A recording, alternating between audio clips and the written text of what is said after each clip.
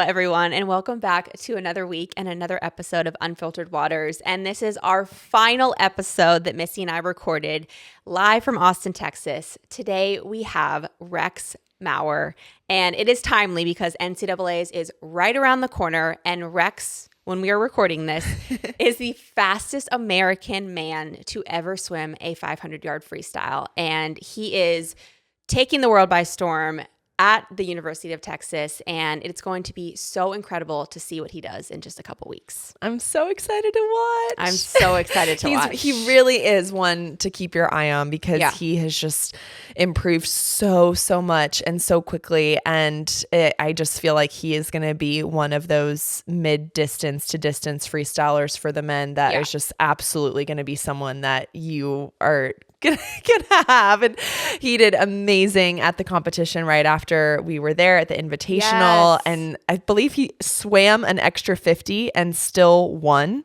the 500. Wait, say more about this. I did not. That's just what I saw.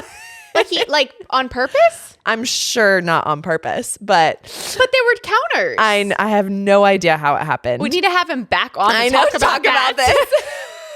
I mean, that is just the most relatable thing ever, though, because I've definitely seen people as age groupers do that, but he probably still, he beat everybody, right? Yeah. So, okay. Insane. Cool. It's so fun. He has such a cool history. His mom is an amazing coach. She's currently the coach at USC. She was the coach at Stanford for many, many years. And their whole family is so swimming oriented. His brother swam at Stanford, like his dad swam as well, mom swam. So it was really cool to hear like the family dynamic and how that's kind of shaped who he is as a person and as an athlete. And I know we love talking about the parent coaching dynamics, having come from parents that didn't really know anything about the sport, what it was like to literally have a coach as a parent, to have such a successful coach as a parent. So that was really fun to talk about. And he's so young. Like they're all so young. The more we do this, I'm like, I am such an ancient human. But I loved, my like data nerd brain for swimming. Like I loved hearing him talk about his strategy, the 500, how he trains for it, how it's been training with all the Texas guys, training with Carson, who he broke the American record from an hour before. But he's very, I know we say this a lot, like these kids just seem wise beyond their years in terms of like how they take like their perspective of just the small amount of experience they've had, how they then bring that into racing and into meets and into kind of everything they're overcoming. But he was cool. And we actually got a little help. I had texted Lee the day before and I was like, give us the tea, give us some his intel. Mom. And then that's his mom. Yes.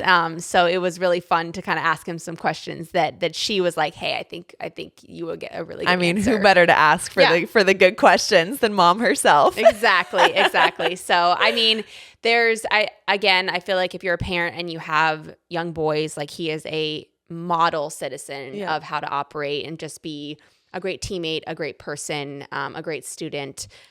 So I'm excited for this one to premiere, and it's so timely because you'll get the perspective literally while you're about to watch him tear it up at NCAA's. It's like we planned it that way. So good. And normally I'm not that strategic, but yes. All right. Well, you guys, you've heard enough of us. Enjoy Rex Maurer. Sleep is the foundation of our health, but as we all know, sometimes life gets in the way. It's hard to fall asleep or stay asleep, or you just wake up not feeling your best, super groggy and tired. Dream Recovery's mission from the very start has been to provide products that help do just that. Wake up ready to fight and conquer the day. They've designed high-quality mouth tape as well as dream strips. They've got their blue light blocking glasses, sleep masks, all products designed to help you sleep your very best. I want to talk about the Dream Strips today. So they've got, of course, their mouth tape. They've got their Dream Tape Plus. But I know so many people I hear are so nervous when they hear the word mouth tape, taping your mouth at night. The Dream Strips are an amazing gateway to get you used to having something on your mouth. It's just a singular vertical strip over your lips. It's not scary. And I can say from my personal experience, I was really scared to try it. And now for the last year, I cannot go without it. I fall asleep faster. My nervous system relaxes because I'm breathing through my nose, as we all should. And I wake up feeling awesome no matter what. So we've got a special code for you guys. It's Unfiltered 30, which give you 30% off of all the Dream products. So try it out and have the best night's sleep ever.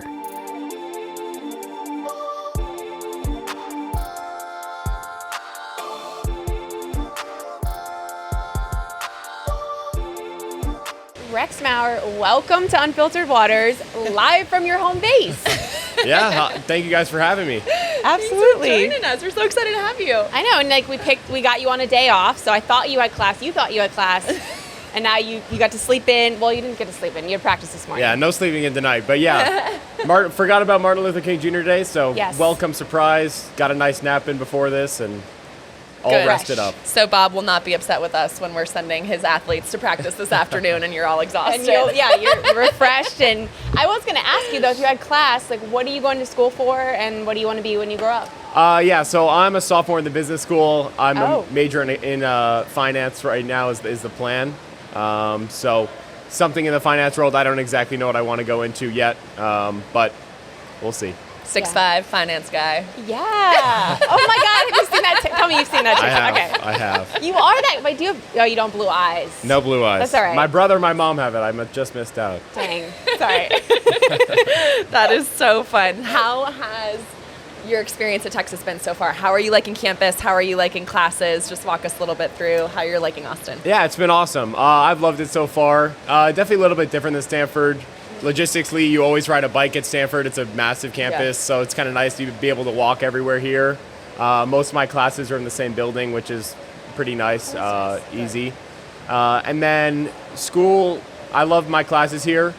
Stanford, I was an econ major because they don't have an undergrad business school. So I like that my classes are a little bit more applicable to the real world, less theoretical, and I'm enjoying that. I'm having to take, accounting this semester, which I'm a little bit nervous for. Yeah. Not the most fun topic, definitely not my passion, but classes have been great. And yeah, I think it's been a good adjustment so far.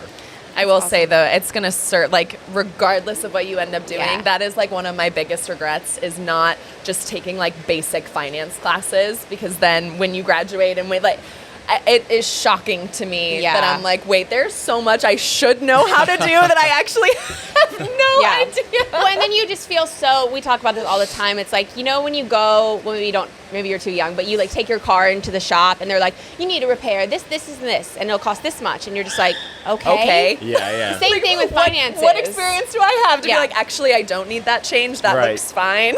Yeah, I was talking to my dad about it, and he's like, taking accounting is like learning a new language. Like, there's so Yeah. much new vocabulary that you have to know. It's like its own jargon. Yeah. 100%. Yeah. Well, we want to kick off with the fun stuff. So obviously Perfect. you made headlines when you smashed the American record in the 500 right after Carson broke it. It was such a fun race to watch. Like that whole series of events. I feel like the swimming world just lives for that kind of stuff when Yeah. it happens. So talk to us a little bit about that moment, about breaking that American record, and also then kind of leading into being training partners with Carson and the group that you have here, and just how motivating it is to be around such incredible athletes and people. Yeah, I mean, that moment was super special. Obviously, it's the first record I've ever broken like that. I was just thinking about that today before I was coming on here. I had broke the orange and white meet, like our inter squad meet record, and I was like, oh, that's a pretty cool record to have. Like, how many fast guys in San Antonio, Texas, just having that It's a big record is deal, cool. yeah. So, to go and break the American record was super, super cool. In the morning, I had gone my best time, first time under 4:10, which I was super excited about that as well. And I remember thinking, how much more can I get down tonight? And I didn't know. I had no idea, that I was going to drop 5 more seconds from that. I mean, that is an age group time drop. That is Yeah. not. That is Yes. insane. You don't do that when you're in college. I was very surprised when I hit the wall. But seeing Carson do it definitely gave me confidence. We train together every day. It's competitive. It's not like he's blowing me out of the water. And that's what Bob told me before the race. He was like, you train with him every day, and you're with him. So that time is in the picture, and it's reasonable. So that definitely gave me some confidence. And just going into the race, just kind of turning my expectations off. If I was out ahead, I was out ahead, and trusting that I could hang on. And I build that confidence, every day here with the training group. Carson is absurd in practice. All the guys we train with, Hubie, Luke, Shane, all the guys that everyone knows they're good for a reason. They train like at a different level, and trying to rise to that level definitely helped me get here. Yeah. Are you guys constantly just trading off, like in terms of who's taking the win on a particular day, or does everyone kind of have their like, oh, he's really good at kicking, he's really good at pulling? Like, how does it go? I would say people have their day. People like to say I'm really good, like colors is my day. Okay, so today's your day. Yeah, Monday afternoon colors is one of my better workouts of the week. We'd have long course IM practices on Tuesday. Carson is really good at those. Anytime we're going off the block, Shane is really good. Hubie is a really good kicker. Luke is really good at pace, like 200 pace, like 50s fast. So I'd say we each have our days, but even inside of that, you still have to keep your eye out for someone trying to get you at the end. Yeah. Is it hard to like bring that same energy and motivation to every practice, knowing that there's not going to be a practice where you're not getting pushed, like where your teammates aren't going to be there fighting with everything they have every day? Like, does that ever wear on you a little bit, or is it because of that you're able to show up every day and be ready for whatever that practice is going to bring? I think sometimes it can be a big emotional wear. Like sometimes you feel like you're sprinting a marathon, especially when you're getting to the end of Christmas training and it's the 12th practice and you're like, I really can't, like I don't have much left. But I think Bob does a great job of not letting anyone go hidden. Like he will yell at you to go faster when he thinks that you're lacking off a little. So, we keep each other accountable, and that, you don't want to lose, and that there's an everyday expectation to do well and do as well as you can. Yeah. And I think that accountability makes it that, it's just impossible to not be able to give it your all. I feel like it's just so helpful. Like whenever I've been in an environment where you're coming in, it's almost like I can't lose because I always have someone pushing me. It does wear on you, but I feel like I think it's 10 times harder to be in an environment where it's like, oh, I'm winning every day. Like I have to find it within, and some days you can't find it from within. Yeah, like, I agree. Yeah, trying to do it yourself is much harder. It's kind of nice knowing, someone who goes the time I want to go in the 4 IM, this is what they go on that set. Yeah. And I've never really had that before. So I think training alone is much harder. So hard. Agreed. I feel like after watching some interviews, you seem like a very cerebral, technical, analytical swimmer in the way that you've talked about your 500, which I was the same. So I really appreciate hearing you analyze your 500. I think something that will be really helpful to swimmers, athletes, coaches listening is talking about staying patient in the beginning of a mid-distance distance race. Like, can you talk about the 500, how you approach it, and then, how you make sure that you're like, okay, I'm good. Yeah, that's funny. Bob it feels like sometimes begs me to go out harder. And he's just like, maybe just try on the first 250 and then we'll see what happens on the last 250. And, it's hard. The 500 has always been my, my baby. And I feel like I just swam it so much. I feel like I can swim it, like the back of my hand. Like my race strategy, I have it down really well.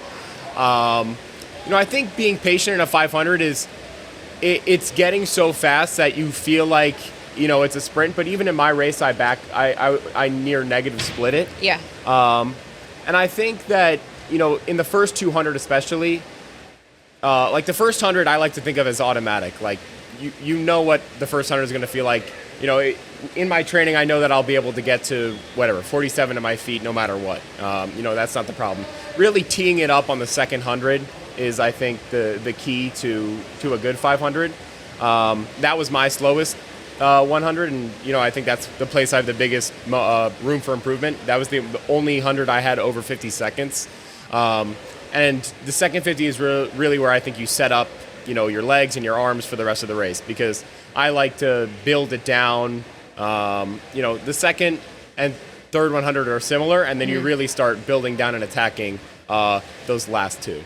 Are you ever tempted when someone's edging out, taking out, to be like, no, I got to go with them? Or how did you develop that skill set? Because it's not an easy one to develop. Yeah. You have to. You have to have confidence in your back end. It pains me to say it, but that's just not my strategy. I don't have the speed to take it out like that and hang on. I have a lot of confidence in my back end. Yeah. And so I know that's what works for me. Whatever. When Leon went 402, he was out 133, I think. Oh my. And I think I was out 37 mid in my time. So I would have been 4 seconds behind if we were racing at the same time. But that's kind of sick. Like to me, a back half, like you're charging, like they're trying to hold you off. Like to me, that's like the more like you want a heroic ending. Yeah, no, You know? it's fun. I agree. It's especially fun, and I think mentally it feels great. Like when you see that you're catching someone and you go past them. I think it's hard for the person who's fading, and it feels really good for you, and you kind of get an extra boost. But you just got to make sure you're close enough. Can't let them get too far It's away. always more fun being the chaser versus the one that's is it the being chasee? chased. You're like just like holding them off. Like, oh, there's nothing. We've all been there too. Where Yeah. We've you're all just been like, in both scenarios. Yeah, you're like, I have zero power. If you want to pass me right now, like I can't Yep. do anything, and then vice There's versa. nothing I can do about it. Yeah. Talk to us a little bit about prelims. You talk in multiple interviews about your strategy about just getting out, going after it. You said you got a best time in prelims. So why go fast in prelims? So that's something that Bob emphasizes a lot to us. Trying to practice what we're going to have to do at the end of the season. NCAAs and SECs, you can't cruise the prelims.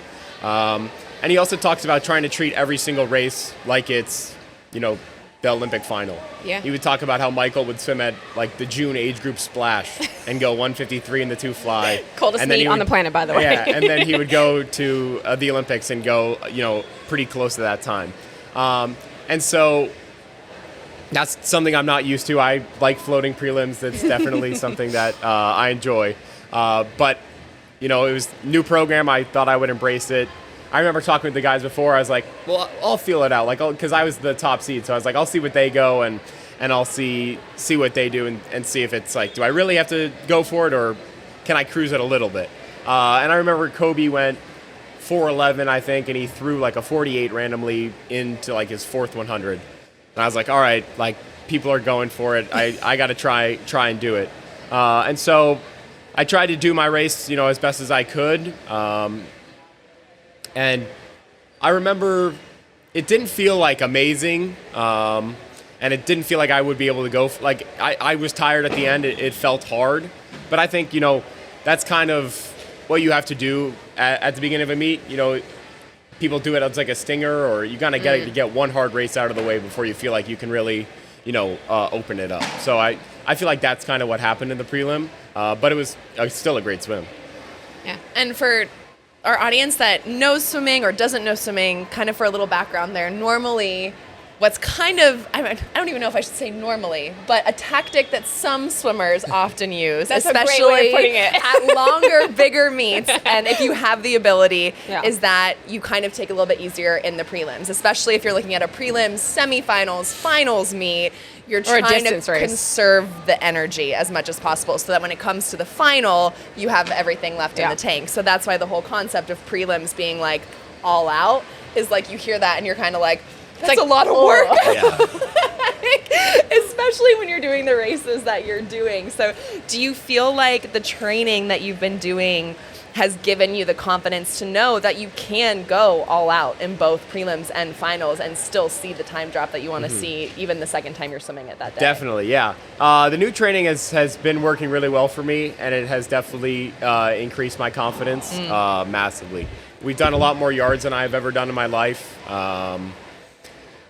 Probably, I don't know totals, but we're hitting 7 a lot of the time. A lot more kick than I'm used to. Almost our warm-ups are almost always like 1,050 or a 2,000-ish swim, 1,000 kick, 1,000 pull, and usually half that kick is fast. And I think that's something that's giving me a lot of confidence, is just increasing my legs. And especially when I swim the 500, I have a bad habit of kind of dragging my legs until the very end, and I feel like building my legs up and getting more strength in them has made it so that I can have a more consistent kick throughout my whole race. Yeah. So I definitely think the new training, volume-wise, is good, but also speed-wise. Wednesday afternoons and Saturdays are our typical speed days where we'll suit up and we'll do something. And those are tough, but I mean, speed sets you can't really vary that much. Like I feel like speed sets are pretty universal. But one thing I definitely have noticed is that the ones we do here are a little bit intimidating and they're longer. I'm definitely used to maybe less reps and maybe not like we do sometimes 150s or even 200s. And I think, facing stuff that is going to cause a hurt and make you hurt definitely gives you more confidence in your races. Yeah, because you've done it before. Yeah, you know how it feels. Repetition. Yeah. So let's talk a little bit about the transfer. You transferred, did 1 year at Stanford, and then transferred here to Texas. And just wanted to talk about that decision for you, because no matter what, that's a huge decision to make. But then kind of on top of it for you, you have a huge family history at Stanford. Both your parents went there, your uncle went there, your mom coached there from 2005 to 2012. So there's a lot that you're very emotionally invested too. So talk a little bit about what went into that decision to transfer. And I mean, I'm sure it must have been you knew you were doing the right thing, but I don't want to put words in your mouth, but there must have been that piece of you that it was hard leaving somewhere that was such a big part of your family. Yeah, it was super difficult choosing to leave. Like you said, all those things are true. A lot of family history. Even my brother went there. I swam with him for my freshman year. And I did love it there. I loved going to school there. It's beautiful. Campus is beautiful. And I love the team there. But I came down here after winter quarter to train with Eddie to go to lead into trials to try and give me the best chance to, make the team. And, I thought it was a perfect situation because Eddie and Wyatt were going to be gone and retiring at the end of this quad. And so, I thought if I wanted to go back to Stanford, I could get an opportunity to swim with one of the best coaches of all time, and then maybe go back if I wanted to, and kind of have no strings attached. And when I got here, I just kind of fell in love, and being around a team that has a chance to contend for a national championship with so much excitement, and a coach coming in who has such great reputation in my event specifically, along with, talking to him once I entered the portal, it just became clear to me that the best choice for my swimming career going forward would be coming to a place that has this great training partners and, a climate that's basically, unparalleled, especially in the U.S. and maybe even the world. And that was just an opportunity I couldn't pass up. But, I still talk to all my friends back at Stanford. I still I would love to go back to a summer nationals there if they ever hosted it there again. I miss campus. So yeah, it was a tough decision. Yeah. Was it a pro and cons list? Was it talking to your family? How did you even begin to make a decision like that? Yeah, I definitely lean on my family a lot, and I did a lot of thinking about it. But my parents especially are a great tool. My mom transferred. She went from Florida to Stanford. So, I asked her about, what went into her decision to do that, and, thinking about, what was Stanford like when they were there, trying to see if it was, just, I've heard so many stories from their college days, and, that's part of why I wanted to go there. I wanted to be like them and have those same experiences because, that's what I grew up. I was a Stanford fan growing up. And, I just loved it so much. But, I think Stanford as an entirety has changed since they have gone there. And I don't think I was going to be able to have the same experiences that they were going to be able to have. They were able to, win national championships when they were there as a team. And, I don't know if I had thought about how important, team success was to me when I was originally being recruited. Yeah, so it kind of, as you get introduced to new and different experiences, you kind of are able to realize what's important to you and where you want to be in those values. Yeah. Yeah, which makes perfect sense. So your family, as we mentioned, quite the swimming family. Yes. Your house must smell like chlorine all the time. But your mom is an incredible coach. She is an Olympic medalist herself from 1992. So we have a lot of parents that listen to the podcast, which we love. So wanted to ask a little bit about that in terms of she, I believe, did actually coach you at some points throughout your career as well. So how is that dynamic with you and your mom, knowing she is such a successful coach and athlete in her own right, but also just being mother and son at the end of the day as well? Yeah. Especially when we were growing up, like on age group meets, people would always ask her questions about like, what did you do with them? Like, how did you get this? And she would always laugh. There was no secret formula or anything like that. And I think the coolest thing about my mom is that we don't really discuss swimming very much. It's if I want to talk about it, she'll talk about it with me. It's usually like I bring it up, but when we're at home, we really separate swimming. Because it's such a big part of all of our lives. It's kind of nice to have a safe place that's not revolving around times and workouts and all the other craziness that goes along with swimming. But it is very nice, and it's very rare to have such a good mentor that I'm so close with, and I can really ask anything, whether it be technically, whether it be about something before a big meet. Especially when I was younger, before big meets, and I would get nervous, I would always ask her about when she was competing and had all of her big races. And I love hearing about her stories. She's a great storyteller. That's like a distinct feature of my mom. But overall, both my mom especially is my biggest fan first. She's always cheering for me. She always wants me to do well.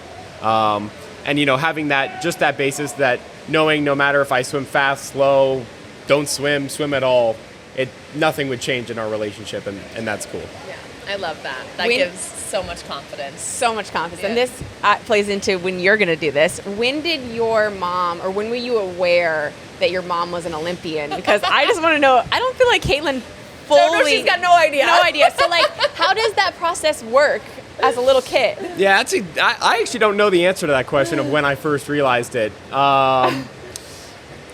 So I started swimming really young. I started swimming when I was 5, competitively, going to meets. Because my brother would be at meets, and I was like, I can't just sit here and watch. Yeah. You have to put me He's doing it, into I'm something. doing it. Yeah. And so that's when I started. And so, I was always familiar that my mom was a swim coach, and that, my dad helped her with swimming, and they both swam in college. But I don't know if I realized, how good she was. I think maybe she did a clinic at my club, or she did a clinic somewhere, and she had all the medals, and all the kids were like, oh my God, is that your mom? And I was like, yeah, it is. So I think maybe that was the first time I realized it. Yeah. I think we've got time. My daughter now is just almost 3.5. So I think we have a little bit of, normally we did one photo shoot for a magazine where they had all the medals out, and we were playing dress up. And so I had my medals out, and then she went and got all of her princess dress up necklaces. Oh, she's like, it's the same. Same thing. Say, these are mommy's necklaces and these are my necklaces. So we can both put them on together. And it was just the sweetest. I've just always wondered that question of when is that become a realization? And I feel like it can be, I feel like if it's that, it's probably perfect. I feel like the parents that are kind of shoving it down their kid's throat is the opposite effect will happen instead of pride and inspiration and things like that. Yeah. I mean, there's very little, things around our house that even signal, but either of my parents swam. I think I've probably seen her medals 5 times in my life. Because she's so humble. I think my mom's super proud of her swimming accomplishments and achievements, but, I think she's moved on to a different part of her life, and she's happy to lead the coach and, lead the mom. That's important. And she's currently at USC, is that correct? Okay. Yes. That's wonderful. Awesome. Well, I love this piece that I found out about you because I feel like people that listen to the podcast are like, why are you so obsessed with trash talk? But I am, and I really respect people who can trash talk well, which is not me. But I hear you and your brother kind of go at it a little bit, trash talk. So who is the better trash talker on a consistent basis? Is it you or him? I would say me. I would definitely say me. We love that answer. What would he say? Yeah, I think he would say me too. He is a much kinder person than me. He's definitely not. I'm probably the person he's meanest to. I don't think he would trash talk many people other than me. But I would say, we've got a lot of material on each other. I bet. When it gets going, there's a lot of, you remember this race, you remember that race, you remember this race. But I think it's me. Again, you got to have the confidence on that. Yeah. Are you head to head a decent amount? It's really only like the 200. Yeah, 200. Because he's more of a sprinter. Yeah, it's 200 mostly. Yeah. He goes down. Yeah, he goes down.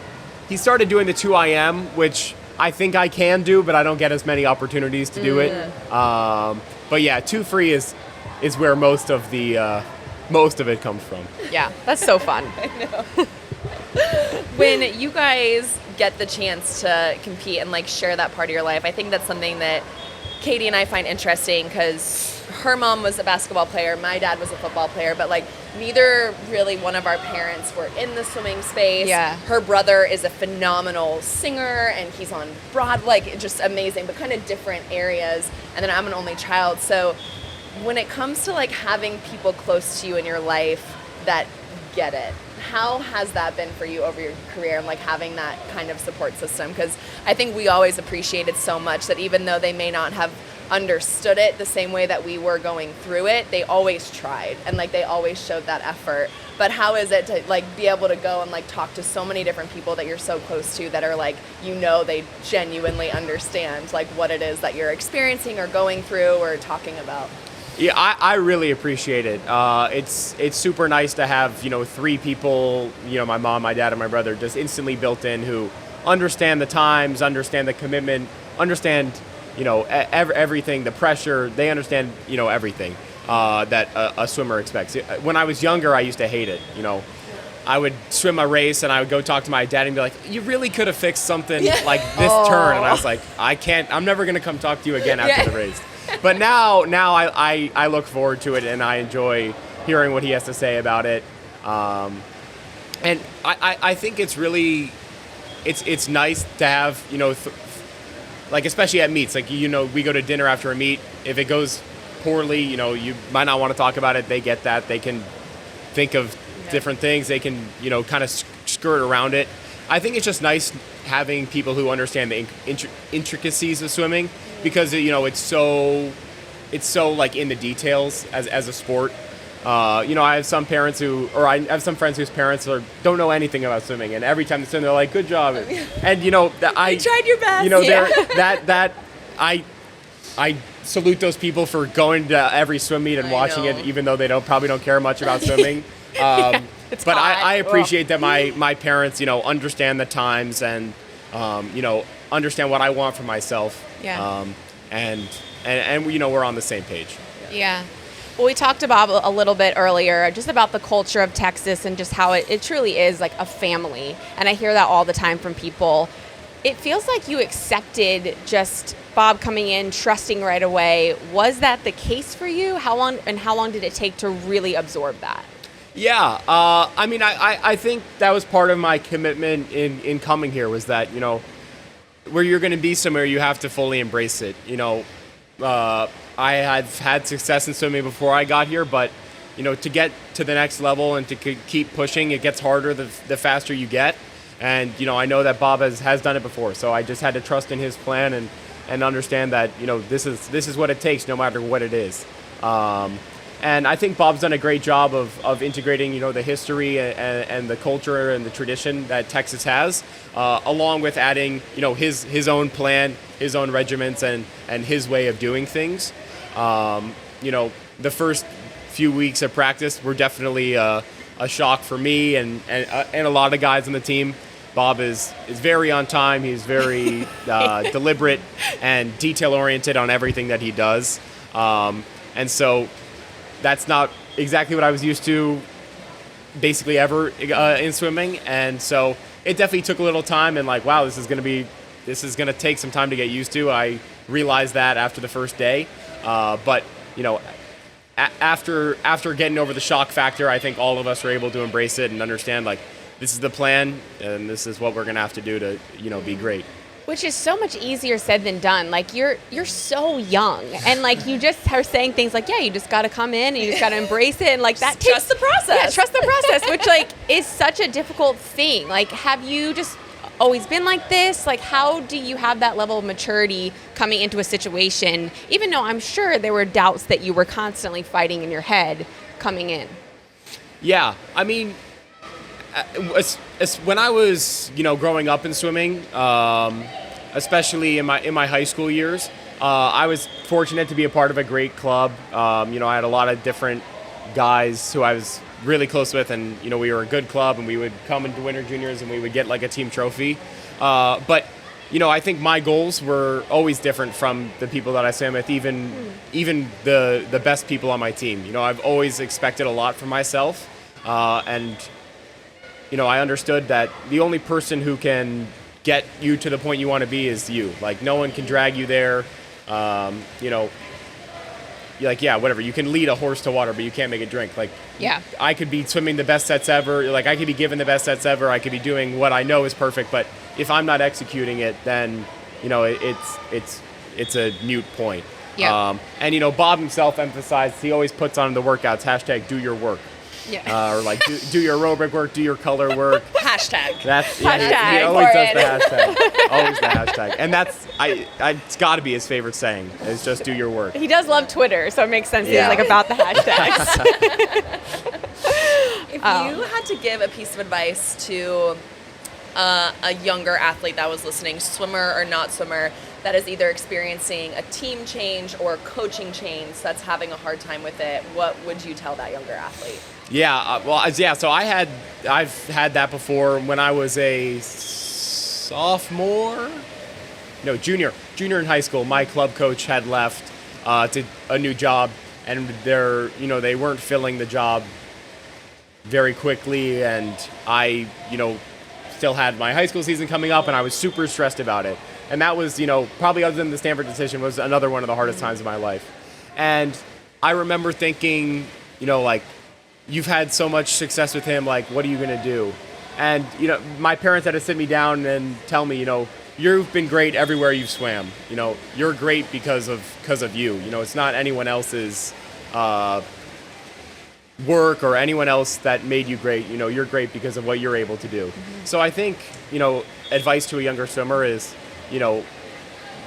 just try and take, ownership of your sport. Get out of it what you want of it, what you want from it. I want to be, as good as I can be.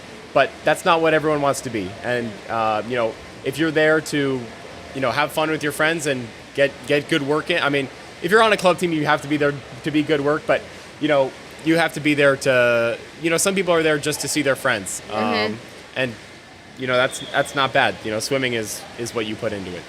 Yeah, so true. 1,000%. So we are sitting here. You just told me that you were wishing taper was upon you, but it's not quite there. What do you do in this lead up? Because when this interview airs, it's about to be NCAA. So what do you do mentally in this lead up to keep yourself calm and keep yourself from getting too nervous? Yeah, I mean, that's something I definitely still, I'm working on, and how to calm your nerves for taper. There's always so many questions.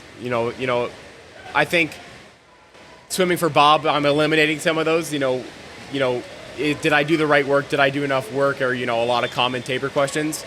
It'll be hard for me to ask those questions. I will know I've done about everything I could have done to prepare myself, and so.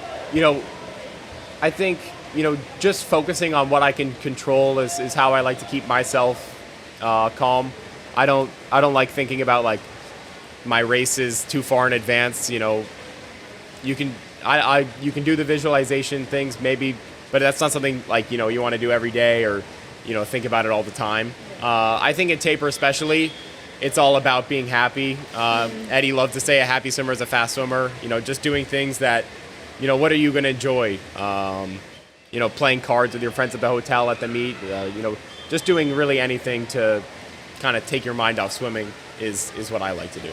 Are you a video game guy? Yes. Which one? The Call of Duty, Rainbow Six Siege, Rocket League. I know the first one. I was like, got it, and you lost me.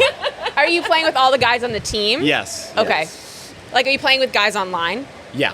Because my husband recently just got it.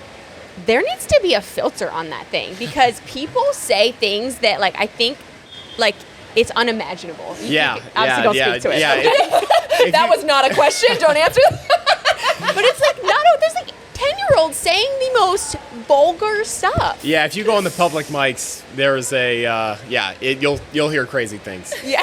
Like, just keep it to the teammates. Yeah. Our sport deserves more fun competition. But let's face it, swim meets can be long, boring, and really hard to organize. The result is that swimmers don't compete and play long enough in the sport. That's why 75% of swimmers quit before they turn 13. Swimmingly is on a mission to change this. And we think you might be too. You just haven't had the right tools until now. Take a year-round team in California, for example. In this region, teams struggled to host meets due to limited resources and volunteers. No one could organize competitions, and it was really overwhelming. That's when they found Swimmingly. The mobile-based platform replaced clunky systems, making meets simple. The ease of access was huge, the team owner said. Parents didn't need training. There was no complicated equipment. It was just phones, and it worked. Now they run meets with one admin, speeding them up, creating more racing opportunities, and generating more revenue. Most importantly, it helps swimmers compete, grow, and love the sport. Swimmingly is the standard to grow swimming. Whether you're a nonprofit summer team or a revenue-generating competitive program, Swimmingly puts you in the driver's seat and, of course, is approved by USA Swimming for sanctioned competition. Optimize your swimming program by taking the 1-minute quiz for free at swimmingly.app/quiz. Be the hero our sport deserves today. All right, well, we are going to our section. We call it Power Play. It's just rebranded Rapid Fire. And I told you, I was sitting there on the plane, and I was like, you know what? Like, we need some more ammo. We need some more intel. So I got your mom's cell from Summer Sanders and texted her yesterday, and she came back with a laundry list of intel and great questions. Yeah, she's good at that stuff. She's good at that stuff. She's great. She's like, is that what you were wanting? I'm like, more than what I was wanting. So perfect. So these are powered by your mom. Oh, so there you go. The first question is, what is the best piece of advice that you've ever received from Matt Grievers? That's a good one. I'll give some background. So my mom coached him in high school for his whole high school career. And so that's how they know each other. And I think maybe 1 year post-grad or something. But one time, my first big junior national team trip, I was super nervous to go on it. And it was in Hawaii. And I remember I got into my room and my roommate had cranked like the room temperature to probably it felt like 80. I don't remember what it was, but I was like, oh my God, and I started texting my parents and I was freaking out. I was like, I don't know how I'm going to sleep in here. This is crazy. And she texted Matt and he sent me a super nice text talking about his time on international trips. And he was talking about how, sometimes you get a great roommate. Sometimes you get not a roommate you're not going to get along with very well. But, it's worth getting to know them and trying to, bond with them and just trying to make the best out of the situation. And so, he told me a funny story about, one of the roommates he had and, just knowing that was a regular thing and hearing that expertise was good. Yeah. Did the room stay at 80 degrees? I think I secretly just started pushing it down every time you're like, you're not going to notice. All right. So as Katie said, this is going to be airing kind of right as we're going into all the excitement of NC2As. What are you the most excited about for the rest of this season and for NC2As with Texas? I'm most excited for SECs and NCAAs as a team. We've got a great team. We've got a real chance to do some real damage at the end of the year. And so being on a NCAA contending team is super exciting for me. Yeah. We can't wait to watch. Okay, so what's one thing that you would win against your brother, and what's one thing that Luke would win against you? Let's see. One thing that I would beat him in. It could be outside of the sport too. Yeah. I was thinking. Okay, perfect. Luke would definitely be. He's good at basketball. He's bigger than me, which I don't even like admitting that. Yeah. Your whole body. Even though I know, literally, there was a shiver that just went through. It's hard to dispute. At midseason, he was here, and the guys on the team were like, is that your brother? Like, what happened to you? I was like, oh, come on. Like, low blow. So like, I'm not exactly a small person. he would get me in basketball. We have a foosball table, which those are competitive games. I would like to say I would get him, but those are good competition. So yeah, he would beat me in like a basketball game, I would say. I think I would get him in golf. I'd get him. Oh, okay. Oh, you're a golfer? I love golf, big golfer. When do you have time for that? I love going on Sundays. Good for you. Yeah, and that's how I recharge. I love. That's literally my next question. Is one thing you do away from the pool to recharge? So yeah, golfing on Sundays. I go and play golf. Sometimes I can just go to the range. I usually try and get 9 in. Yeah, I love it. I like to go by myself. Usually, like people always ask, like, "Oh, who'd you go with?" I was like, "No, I just went by myself." That time. Yeah, it's super fun. I think it's good. I like doing sports, and I like doing a sport that I'm not great at, but I think it's cool that it's something I can get better at. I can definitely see the results really quick, which I like. I think it's a great way to get away from the pool. Coming from someone who's still dropping 5 seconds in his 500 freestyle. Yeah, exactly. Ed Moses played golf professionally and then went and qualified for the 2000 Olympic team. So you could reverse it. You could be swimming first and then be a golf pro. I think I got a long way to go in golf for that. The swimming part, I think, is much more realistic than the golf part. You have time. All right, so what is one place that you wish you could teleport to anytime you want? I feel like the cop-out answer is home. I'd love to be able to teleport home. I love Southern California. But it would definitely be somewhere tropical. I would love to go to Hawaii anytime I want. I love being warm and tan and going in the ocean, so I'll say Hawaii. Okay, that's a great answer. That's great. We kind of maybe talked about 2IM, so this might already have an answer, but what's one event you wished you were better at and why? I'd love to be better at the 50 free. Who wouldn't? I don't know who. Yeah, everyone who sends my events, I think, would love to be better at the 50 free. I keep begging them for a chance to be on the 2 free relay at a meet, but still hasn't come true yet. So I would love to be better at the 50 free. I feel like I always say that, and then I'm like, if roles were reversed, like there is additional stressors from the 50. Like you make one mistake, it's over. And the 500, I feel like you can come back from it. that is true. The execution on the 50 has to be completely correct, or else it's not going to be great. I'd also need my start to get a lot better. I don't have power like that. Yeah. That's always what I told myself when I was jealous of the 50 freestyle. I was like, is this what you were saying in the 400 IM final? Yeah, I'm like, you know what? It's okay, Katie. Got a little bit more room for error here. It's much better, actually. 1,000% what I was saying to myself. All right, last one here.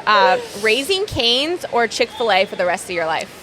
That's funny. So right on the corner of Guad and MLK is actually a Raising Cane's and a Chick-fil-A right next to each other. So that's actually a common question that I have to ask myself on a Saturday. I'll say Chick-fil-A. Okay. What's your Chick-fil-A order? I like to get the sandwich, the spicy chicken sandwich, or the tenders with the buffalo sauce. All right. Not the Chick-fil-A sauce. I like both of them, but the buffalo sauce is my favorite. Come on down to Nashville. We'll get you some hot chicken. All right. Yeah, it's so good. Know all the places. All right, my dear. Well, thank you so much. We're going to go into our final 3 questions. We know that even though there was no classes today, you are still jam-packed with everything else going on. So we're so grateful for your time and hanging out with us while we're here. So first of 3 is, what is a moment from within your swimming career that has brought you the most amount of joy? Most joy.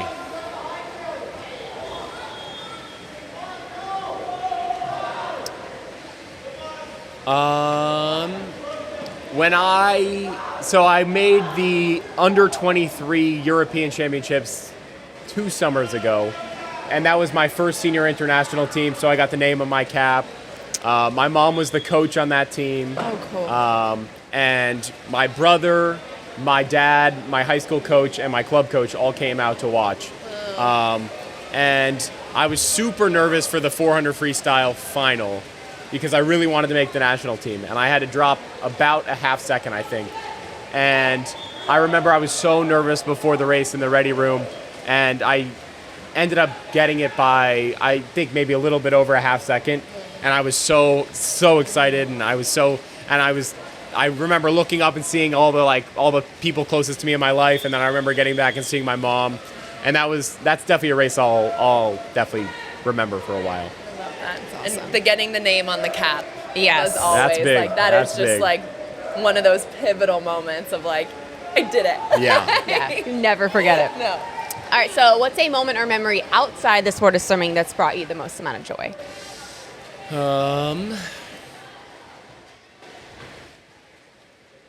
Let's see.